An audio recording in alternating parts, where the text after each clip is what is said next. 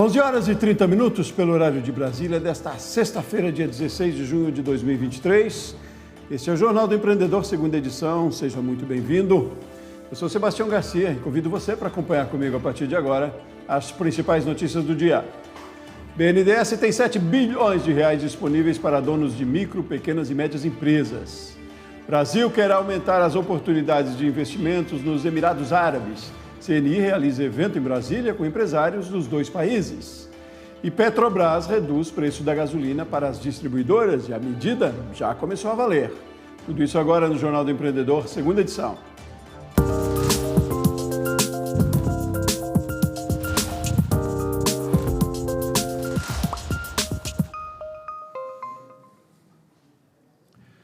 O Brasil quer aumentar as oportunidades de investimentos nos Emirados Árabes Unidos. Empresários dos dois países se reuniram em um evento promovido pela Confederação Nacional da Indústria.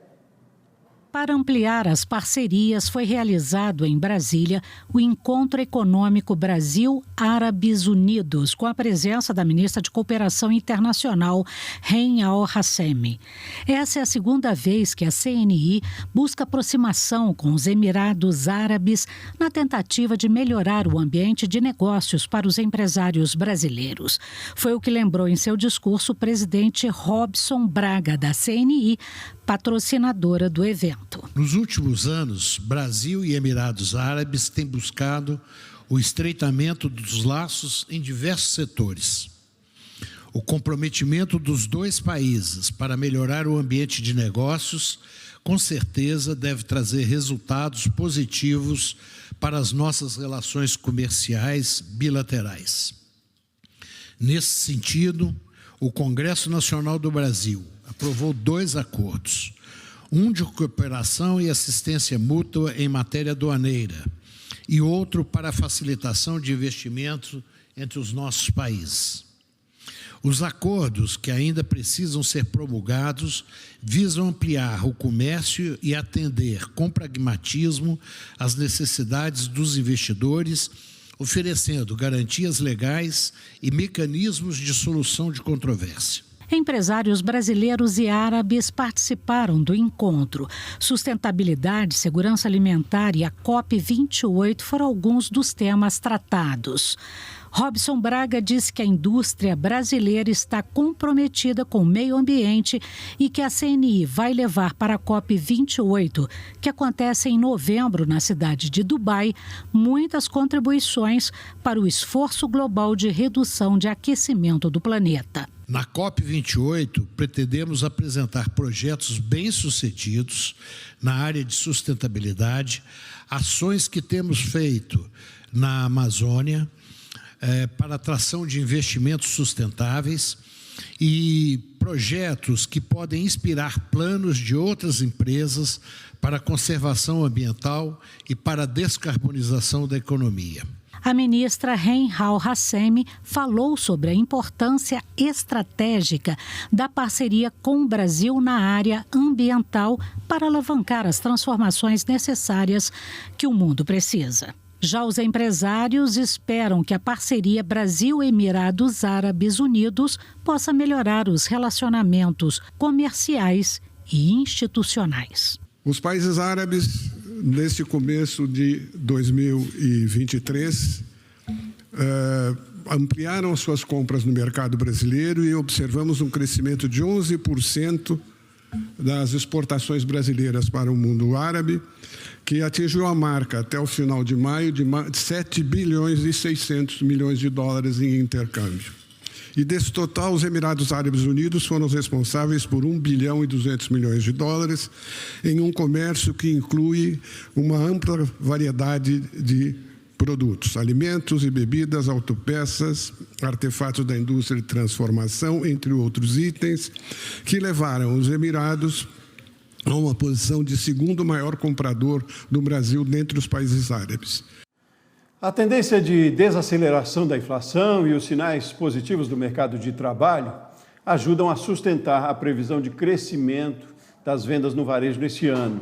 A estimativa da Confederação Nacional do Comércio é de um aumento de 1,8%. E para entender melhor essa expectativa, eu converso agora com Fábio Bentes, economista da CNC. Fábio, bom dia, tudo bem? Olá, bom dia a todos. Ótimo. Fábio, me diga, que leitura a gente pode fazer? Esse 1,8 aí é considerado pouco, mas é bom? Que leitura você faz? Olha, uma leitura que a gente pode fazer, assim, numa primeira olhada, é um ritmo muito parecido, Sebastião, com o dos últimos anos. Se a gente considerar, fez um recorte nos dados do comércio dos últimos anos, a gente vai ver que desde 2019 o comércio não consegue crescer acima de 2% ao ano.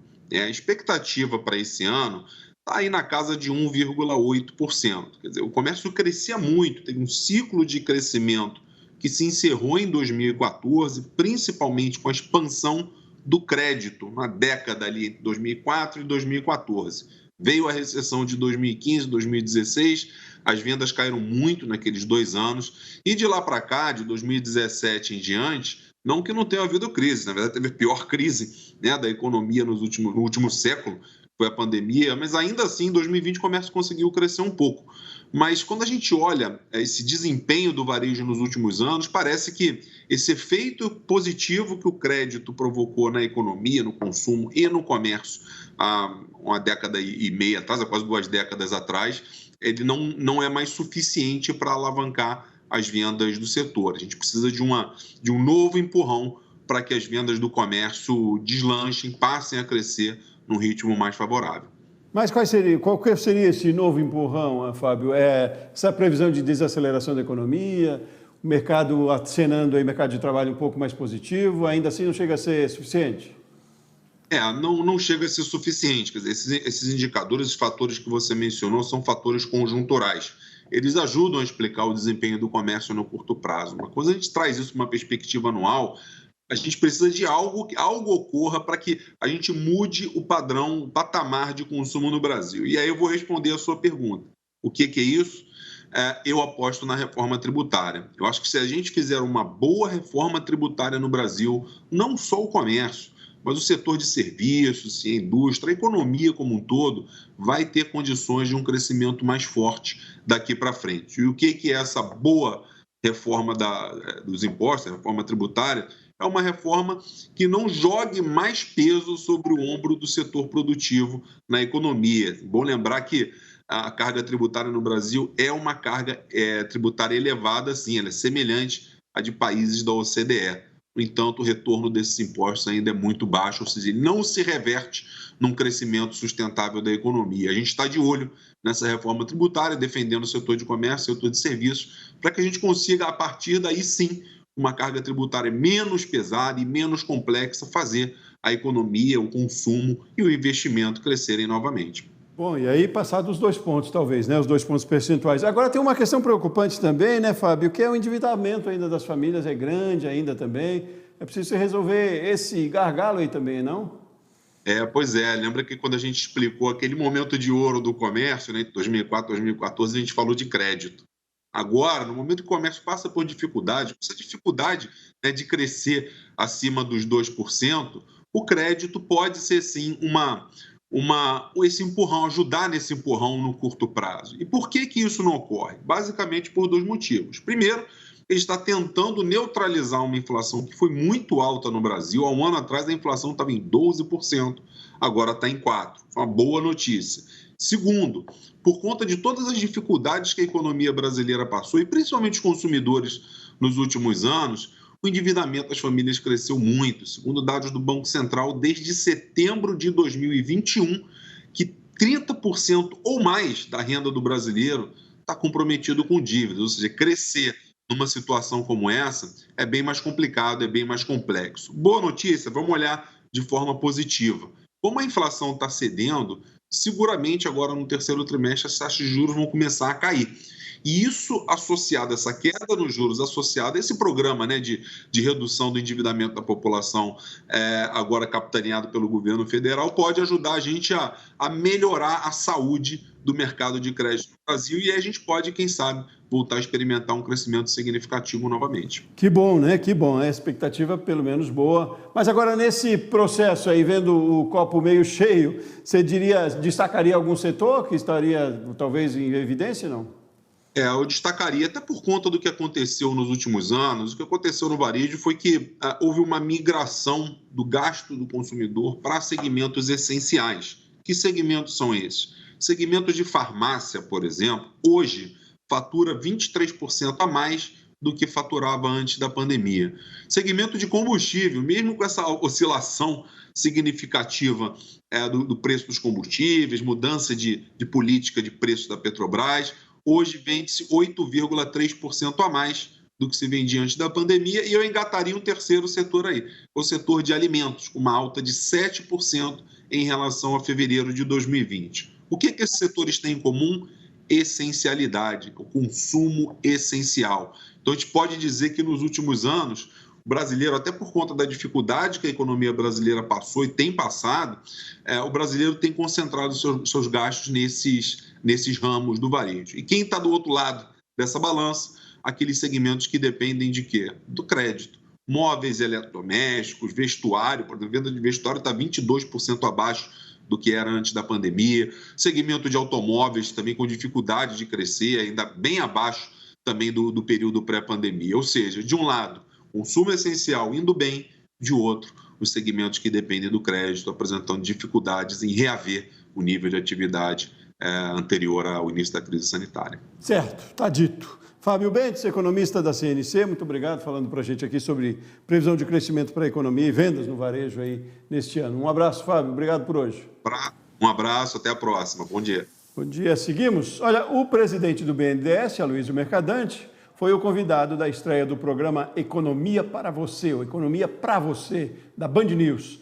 Em entrevista à jornalista Juliana Rosa, que também tem um programa aqui no canal Empreender, Mercadante defendeu uma maior participação do banco na economia, com mais linhas de crédito subsidiadas pelo Tesouro Nacional. Como exemplo, ele citou os 14 bilhões de reais, 14 bilhões e meio, que foram liberados para micro, pequenas e médias empresas investirem em inovação e digitalização.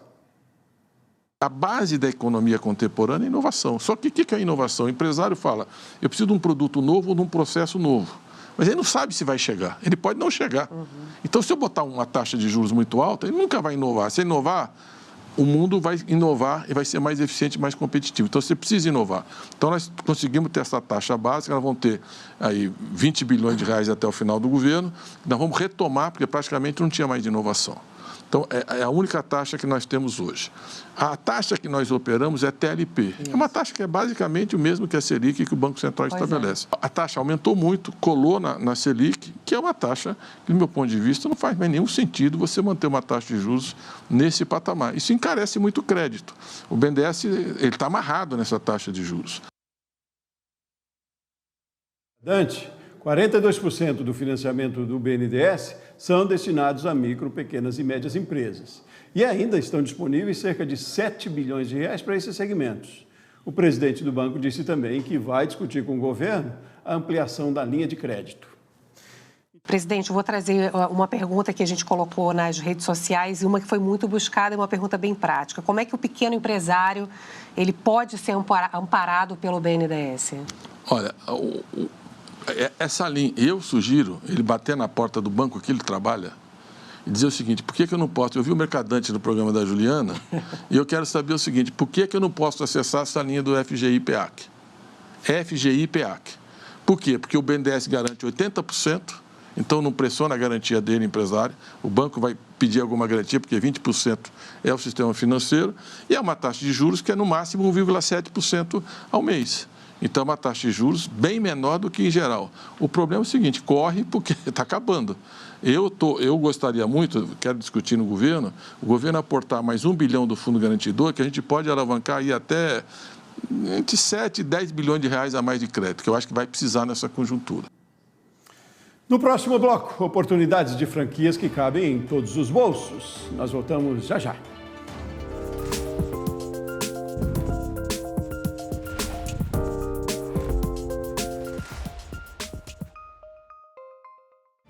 Às 11h47 agora, pelo horário de Brasília. Estamos de volta e ao vivo com o Jornal do Empreendedor, segunda edição. A partir de hoje, o preço da gasolina para as distribuidoras está mais barato. O anúncio foi feito pela Petrobras. Com a medida, o litro da gasolina passa de R$ 2,78 para R$ 2,66, uma redução de 4,3%. Segundo o comunicado da Petrobras, esses valores respondem por um preço médio do combustível. A última redução da gasolina foi anunciada pela Petrobras no dia 16 de maio, junto com uma redução do diesel e do gás de cozinha. Fortalecer e desenvolver startups, gerar conexões, criar parcerias. Imagine para quem quer entrar e crescer no mercado, ter acesso a esses benefícios oferecidos por especialistas. Essa é a proposta do programa Start Cidades do Sebrae de São Paulo. Vamos falar sobre esse assunto então com Elmo Eurípides, consultor de inovação do Sebrae São Paulo. Oi, Elmo, bom dia, tudo bem? Bom dia, Sebastião, tudo bem? Tudo jóia? Ótimo, que bom ter você aqui com a gente. Elmo, me fale um pouquinho, a gente está no segundo ano do projeto e eu queria que você me destacasse o que foi de interessante, já que resultados a gente tem nesse segundo ano. Foi um projeto muito interessante a nível de capilaridade, né? Nós conseguimos atender startups assim, de diversos municípios do estado de São Paulo, foram mais de 100 municípios, 130 municípios, na verdade, em todo o estado de São Paulo. Conseguimos consolidar mais de 150 parcerias para apoiar esses municípios e foram mais de 10 mil, né, horas de atendimento para essas 800 startups no ano passado. Então, a gente conseguiu direcionar essas startups, dessas 800, 500 tiveram a oportunidade de desenvolver seu negócio, vender, receber investimento, até irem para fora do país. Então, assim, a nível de atendimento, o Sebrae São Paulo, né, o estado de São Paulo como um todo, nunca teve uma atuação tão forte e tão vasta em todo o estado que pôde auxiliar no desenvolvimento desses novos projetos. E a ideia é que a gente consiga aumentar ainda mais esse ano. Eu imagino que benefício aí para a economia, para as empresas, até para a demanda de trabalho de vocês aí no Sebrae, né? E me diga, como é que acontece esse projeto, então, na prática? Ele é um projeto feito para pessoas, né, que tenham ali uma ideia que possa ser retirada do papel ou que já tenha assim, um projeto, uma startup, no caso, um pouco mais consolidada, e ela pode se inscrever, tá? Temos o link de inscrição, está no LinkedIn, está no nosso site, o Sebrae for Startups, que é a unidade de inovação do Sebrae São Paulo. A pessoa que tem essa ideia, ela se inscreve, ela passa por um diagnóstico aqui do Sebrae, de um dos parceiros do Sebrae, que é a Associação Brasileira de Startups. Uma vez que é feito esse diagnóstico, ela vai ter um atendimento, uma série de atendimentos individualizados, personalizados, por um head de aceleração, tá? Para cada startup, um especialista. Além disso, ela terá uma série de acompanhamentos, também direcionamentos através de mentores do mercado, sendo fundadores de outras startups, além de executivos, professores, acadêmicos, de diversos temas que vão poder apoiar ela desde a fase, né, que ela entra no projeto, entra no programa, até a fase final. Além disso, também tem alguns encontros, alguns meetups, onde ela vai poder trocar experiências com outros empreendedores e também receber novos conteúdos, participar de palestras, workshops, também feiras que a gente leva essas startups que mais se destacarem para feiras, tanto nacionais quanto feiras internacionais. Nossa, mas é um benefício e tanto aí, né, participar do programa. Sim. E são startups de todos os segmentos, Elmo? Sim, o Start ele funciona como uma porta de entrada para as startups. Tá? Então, elas entram para o Start, elas vão receber ali diversos atendimentos na temática de vendas, investimento, captação de recurso, internacionalização e produto. E uma vez que elas estiverem consolidadas, né, aí a gente coloca elas em outras linhas dos programas da nossa unidade, do Sebrae for Startups, que elas podem trabalhar as suas respectivas fortalezas. Então, assim, uma startup do agro, ela entra para o Start, depois ela pode ir para um programa de agro aqui da nossa unidade. Ela é uma fintech na parte de finanças, ela começa no Start, vai também para um programa em seguida, depois do encerramento do projeto, né, depois de 6 meses, ela é direcionada para um programa específico da dor dela.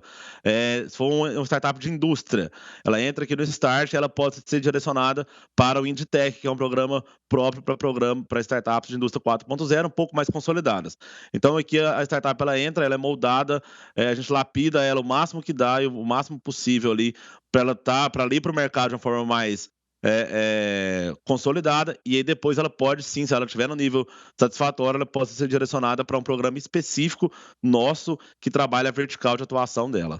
Perfeito, vamos fechar nossa conversa então dando o serviço. Estão abertas as inscrições até o dia 30 de junho, né? Como é que acontece? Me diz. Isso mesmo, são abertas inscrições até dia 30 de junho, tá? A inscrição é gratuita, então basta a startup ela entrar no link de inscrição, ela vai escolher em qual região ela vai querer ser atendida, tá? Vai ter sempre um escritório, vai ter sempre alguém do Sebrae vai poder direcionar ela. Uma vez que ela fizer essa inscrição, vai iniciar em julho já os atendimentos, vai ter um kick-off, vai ter um grande evento de iniciação, vai ter uma banca, depois ter um kick-off, né, explicando como funciona o programa para as startups que forem selecionadas, e de julho em diante, até no final do ano, teremos início o programa e depois os atendimentos. Então, mais informações? É só se inscrever e é gratuito. De graça, né? E são para startups do estado de São Paulo, né? Do estado de São Paulo, exatamente. Para ficar claro. E mais informações também a gente tem no portal do Sebrae, aí do estado de São Paulo, né, amor? Isso mesmo, exatamente. Tá bom? Muito obrigado aí pela sua participação, parabéns pela iniciativa de vocês aí, sucesso nesse projeto também, viu? Foi um grande prazer, um grande abraço e conte conosco pro Sebrae. Ótimo, conte com a gente também. Vamos em frente. Abrir uma franquia pode ser uma boa opção para quem está começando a empreender. Essa é a proposta da Franchise for You, uma feira que reúne franquias de todos os custos e que facilita o contato entre as marcas potenciais e marcas e potenciais investidores. Veja na reportagem de André Lage.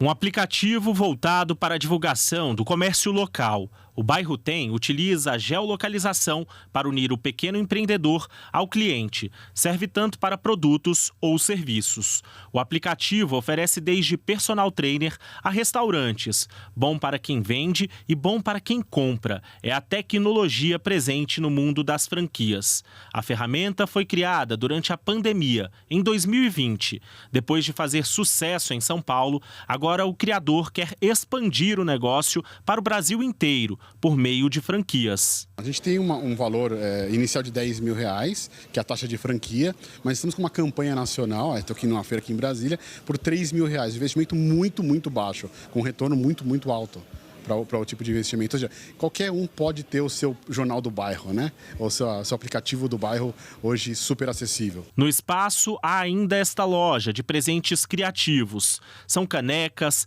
porta-retratos, luminárias, entre outros produtos. A empresa foi fundada em 2014 em Campina Grande, na Paraíba. É a Love Gifts, que já está presente em todas as regiões do Brasil. E para ser um franqueado, não precisa um grande investimento. A gente vem para expandir a marca para várias cidades do Brasil e sempre buscando formatos de negócio. E a gente criou o formato home-based, que é o franqueado trabalhando de casa, que a gente chama micro franquia, com investimento muito mais baixo, que é de a partir de 25.500, como a gente tem vários outros modelos de loja física, estamos lançando agora o container.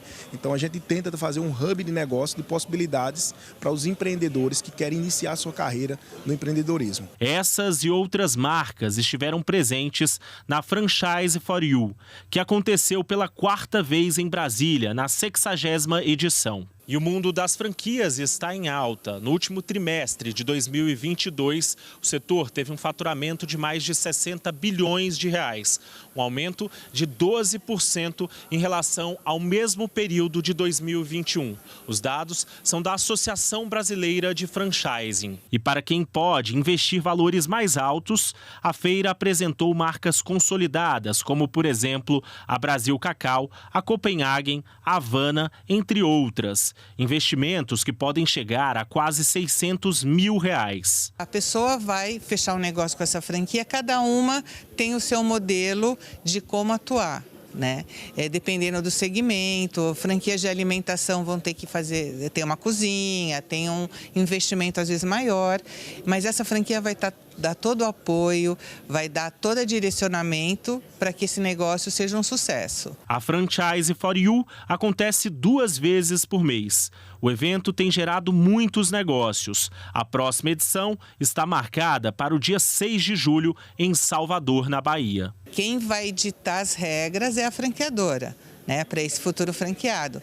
Então, eles já sabem o que deu errado, o que dá certo. Então, se você seguir exatamente o que a franqueadora te propõe, é sucesso garantido. Muito bem, assim a gente termina então essa edição do Jornal do Empreendedor. Outras notícias ao vivo aqui de Brasília você tem na edição das 7h30 da noite. Uma ótima tarde para você, um ótimo fim de semana, ótimos negócios, é claro, e até mais.